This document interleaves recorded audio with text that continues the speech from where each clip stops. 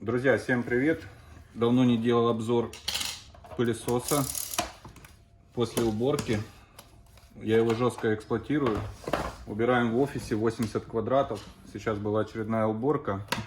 Напоминаю, что мы убираем у нас аквабоксом компакт. Сейчас я достану контейнер. Кстати, можно посмотреть, вот в каком он состоянии. Мы им пользуемся, наверное, уже более 4 лет. Достаем контейнер. И я вам сейчас покажу, что он собирает.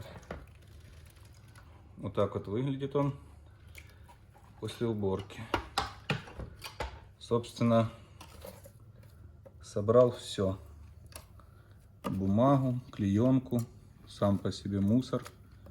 То есть мы его не щадим, эксплуатируем очень жестко. Посмотрите на эту жижу. Это все волос, пыль, паутина и так далее. Идеальная уборка выглядит вот так. Также покажу вам щетку. После эксплуатации уже 4 года. На ней собирается тоже ворс, пыль. Такими вот штуками. Пылесосом Aquabox Compact я доволен. Томас отлично себя показывает в уборке. Смотрите. Немного уже счесались колеса. Здесь была бархатистая такая пленочка, она тоже расчесалась. Ну, щетки 4 года. Алюминий, или что это такое за материал, уже тоже подчесался. Вот, но напомню, что мы не щадим его. Убираем постоянно в офисе 80 квадратов. Так вот выглядит щетка. И покажу вам фильтр в каком состоянии. Это можно стирать. Ни разу еще не меняли.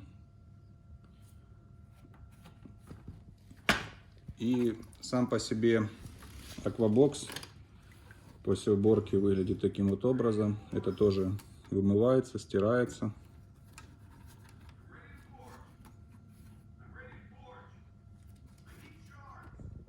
Все исправно работает. Тяга просто отличная. Шнур заматывается